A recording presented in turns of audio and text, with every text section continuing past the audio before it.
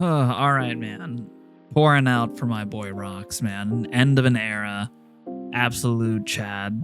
Within like 10 chapters or so, just became one of my favorite characters in this series. And damn, just like what a heartbreaking ending for him, man. But also a lot of fun moments between Garp and Roger. So that was fun to see. Yeah, let's just jump right into this chapter. But really quick, if you guys have been liking these recaps, reactions, what have you, please throw me a like or a subscribe or a share, possibly. And maybe check out some of the other reactions that I do on my channel. You know, I'm watching the One Piece anime, obviously. I'm also watching the show Black Sails, also about pirates. And I'm also currently watching Jujutsu Kaisen. So feel free to check those out if you're interested. But yeah, let's talk about this chapter, man. Chapter 1165, Reverberations. We got a fun little, cover with Law and Beppo. Probably the happiest we'll ever see Law, honestly. But yeah, we pick back up from, the last chapter. We saw, Rocks begging Garp and Roger to end him.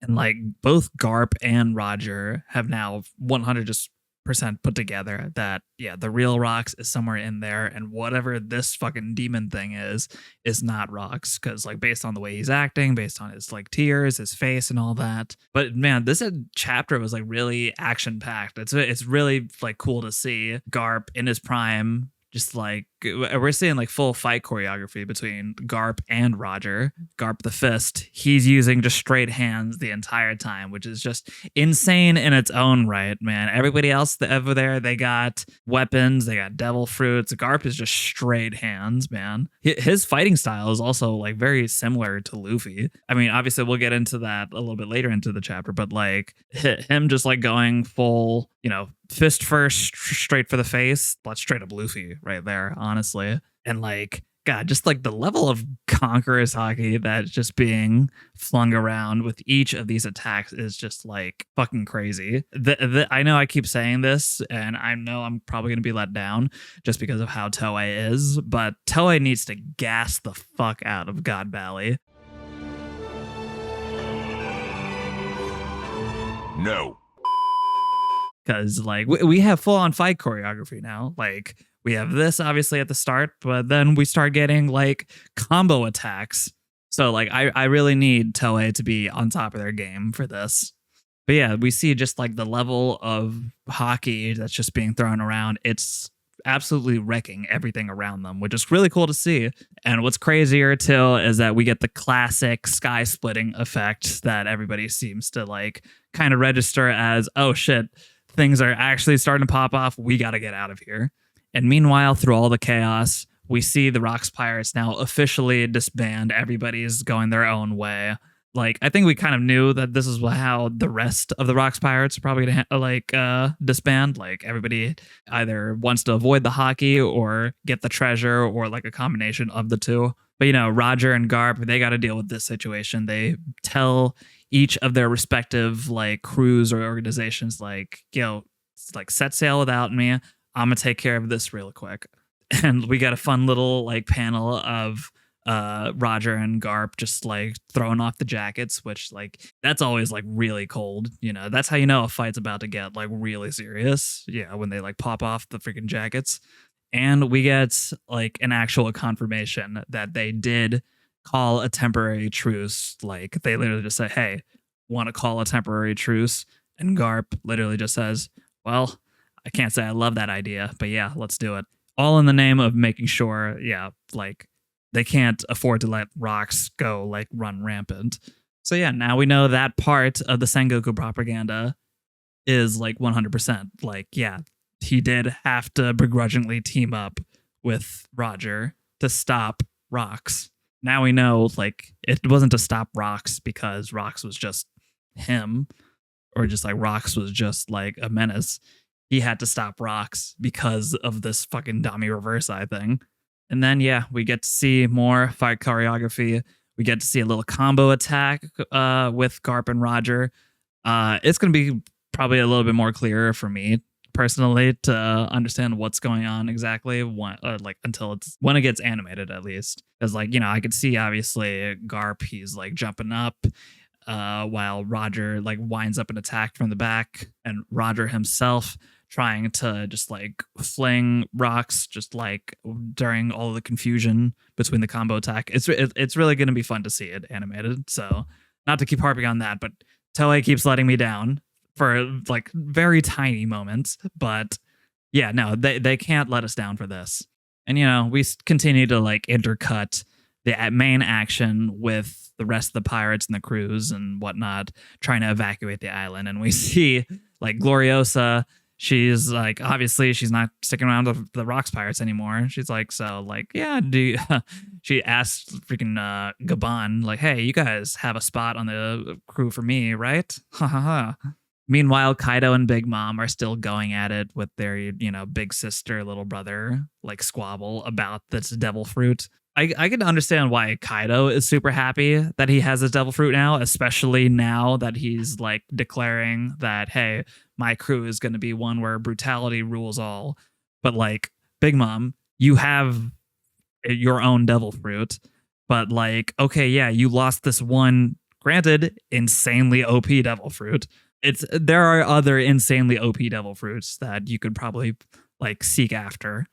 So yeah, anyway, they declare to each other like, oh, I'm gonna make you pay, and Kaido's just like, oh yeah, bring it on when that time comes.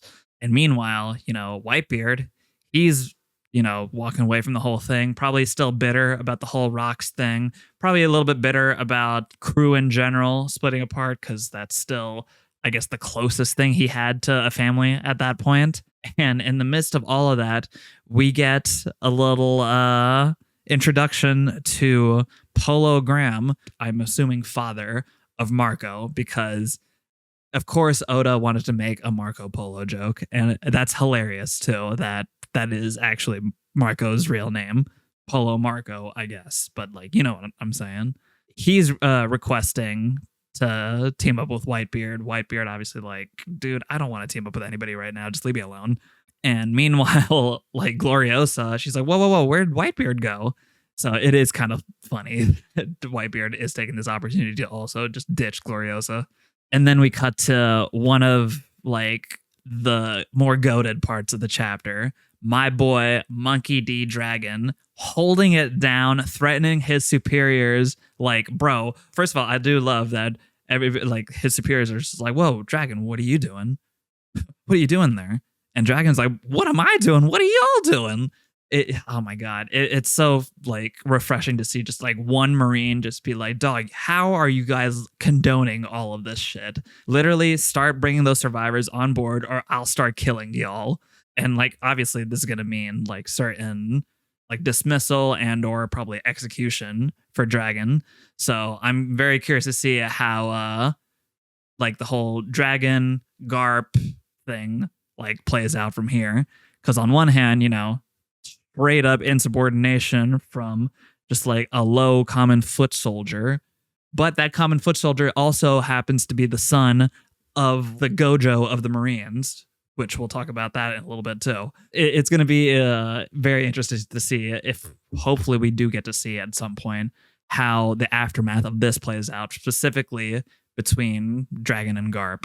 Because it's just like on one end you have somebody that is completely expendable in the eyes of like the world government, Dragon, and then on the other hand you have somebody that is absolutely not expendable, very crucial to their entire like strength, Garp, but both of whom have caused like equal-ish amounts of subordination given their respective positions on this one particular mission. We also see, even though Roger told the rest of the crew to like help sail off and wait for me at sea, Gabon and Rayleigh do jump back to the island. And, they tell everybody, we'll try to help Roger out a little bit, but y'all definitely need to stay on the ship. Like, we're some of like the top fighters here. And meanwhile, Emu decides this island never existed. And we get probably one of like the scarier like shots of Saturn or just like Emu that I've seen in a little bit, because like, dog, that looks fucking creepy. Saturn himself, I didn't think had any like sort of creepy aura until his, like Gorosei transformation. But this is fucking crazy. Like, I think the emu eyes really is like what seals the deal. But like, yeah, emu's declaring that this island never existed. I'm curious if that just means like a regular Buster call or just straight up what the narration goes in to explain a little bit that all of the records that have been kept by like I guess what's G11 and CP6, not all the records, but most of the records have been expunged. So there's like maybe a couple like references to God Valley here and there, but nothing to even like describe where it could be, how big it was, population details, anything about the native cleansing festival. Yeah, so I guess in a sense they did erase it from history, but it is still physically there. And what's crazy to see too is as the narration is explaining all of this, we see the second rock finally like get destroyed just from all the crazy like obviously physical blows, but the hockey that's just being tossed around everywhere. What I was saying before, it lends to the theory that God Valley is still out there.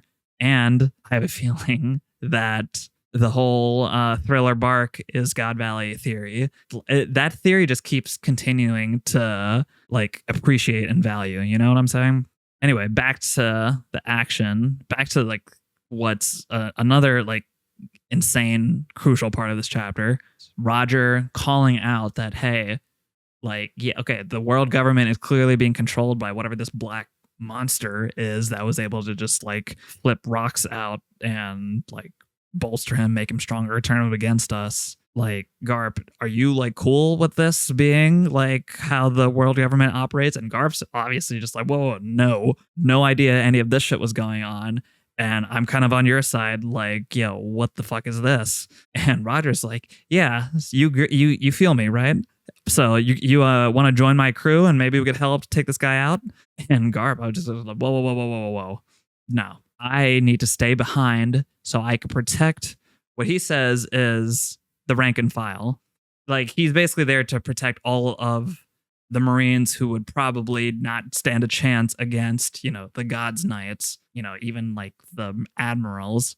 So Garp is literally just like, this is like a bit of an oversimplification, but like I keep viewing him as just like the Gojo of this universe, where like he's the only thing, he's like the main force, like protecting normal people and like Marines from pirates. And now he's the main force protecting the rank and file from like God's Knights and Emu and the Gorosei probably too. So am I entirely wrong to like compare him to Gojo? Granted, now Garp has mostly beaten the oppression allegations, but he is still remaining in the bastardized system that is, the Marines. I'm wondering if he's going to be trying to take the, I'll change the system from within approach, or if he's really just going to be like, okay, I'm going to lead by example with my own moral sense of justice, and hopefully, my actual influence will like inspire others, which not going great right now. We fucking Sakazuki as the fleet admiral and Garp himself being captured by Blackbeard, which also just insane right now. Like, Roger defeated Rox, now is being held by his son. Insane. Anyway, moving back to the fight, though, we get a little bit technical now with hockey and basically how they're describing they're going to defeat Rox. So what Roger says is that it all comes down to quote-unquote mass, which I guess it really, at the end, it just sounds like Roger is just saying, hey, you know how we've been hitting him really hard with our Conqueror's hockey and our armament hockey? Okay, this time, let's hit him even harder. Yeah, I think they're like, it is kind of funny that in the end, it just became down to just like, okay, we have to just use our all out attacks right now because nothing else is working. I guess you could like attribute that to critical mass or, all of our mass. Genuinely, I thought it was going to be something a little bit more than that, because like, how do you explain the whole critical mass thing with like the 6 guys or the 6 top fighters channeling all of their Conqueror's hockey at once into Emu and none of that doing shit. Granted, they were all aiming at Emu, not Rocks. Now, I can kind of understand it because Garp had said that Rocks is also using Conqueror's Haki to guard himself, which that's another thing that I'd like to talk about after this. But it makes sense then. I guess it makes sense that in order for them to actually defeat him, they have to literally just overwhelm him with Haki to the point where it might also do like self-inflicting damage. But then we get to the more heartbreaking part of this, where Roger and Garp know that Rox is still in there, and Roger particularly calling out that, like, hey, I don't know if this is going to help or not, but I totally get what's going on with you, and I could see the frustration in your face. And Jesus Christ, look at Rox's face, man. That's heartbreaking to see, man. My boy did not deserve any of this. Well, he didn't deserve the whole dummy reversing thing. Yeah, and you even see Roger like start to shed tears for him while winding up his crazy attack that's named after Ace and the God of Fire, which, come on, that's good. That's Oda right there.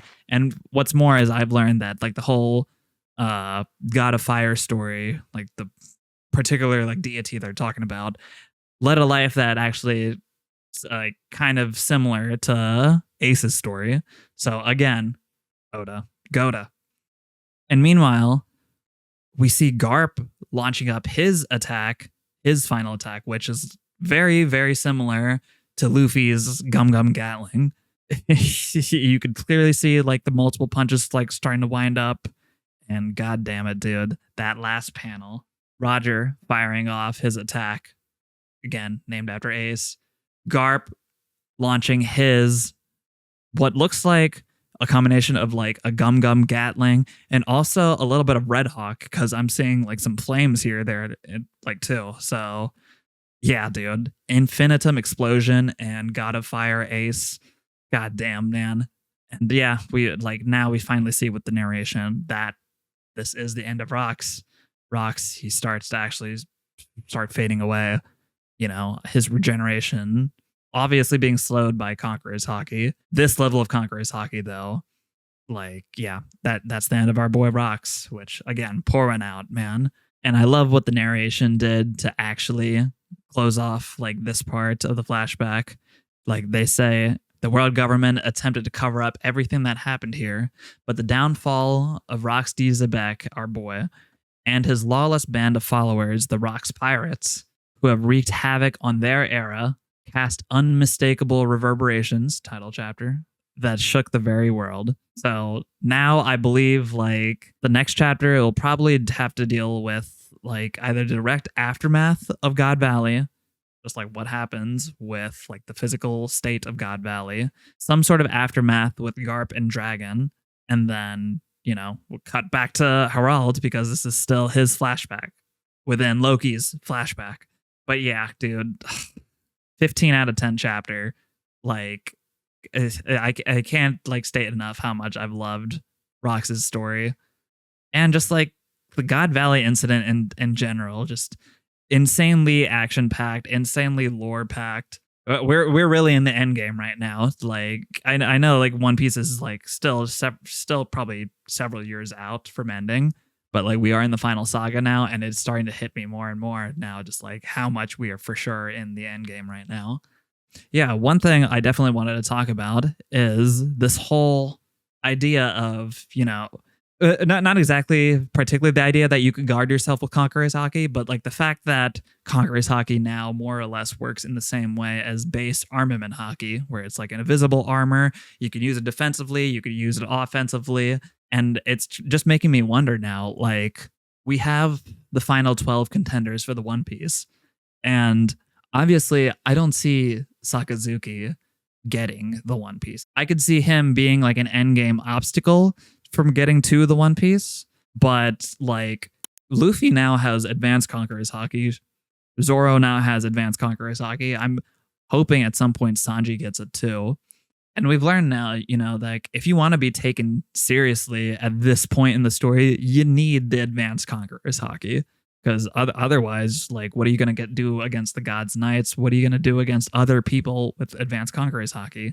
And so I'm wondering, at what point does Sakazuki finally unlock Conqueror's Haki?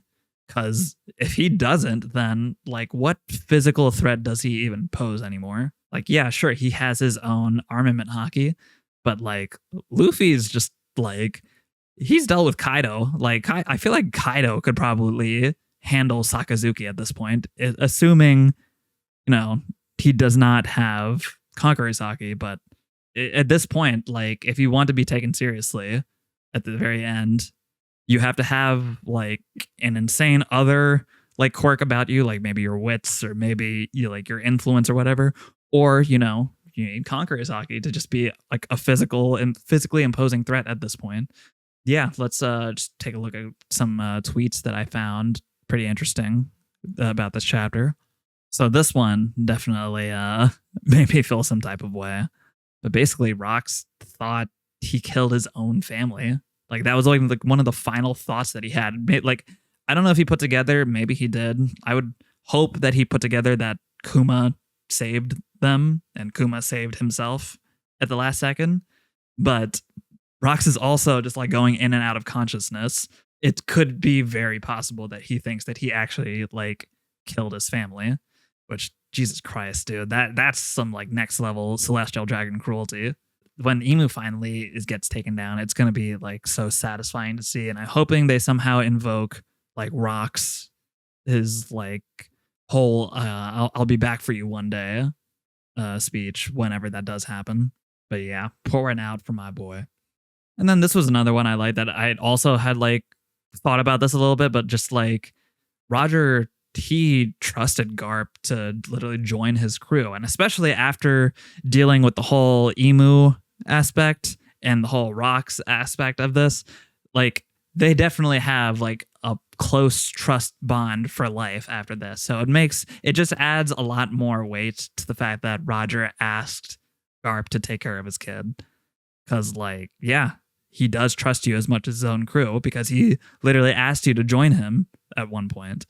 So like, it's really been fun to explore the dynamic between Roger and Garp, like during this flashback. Yeah, man, I can't wait to see where we go from here. We're on break, unfortunately, but I'm assuming we're gonna start like going back to Herald a little bit. Because yeah, we still have to figure out how to like necessarily deal with the Emu situation going up there. Like Emu in this instant, he just bounced after Dami reverse saying Rox.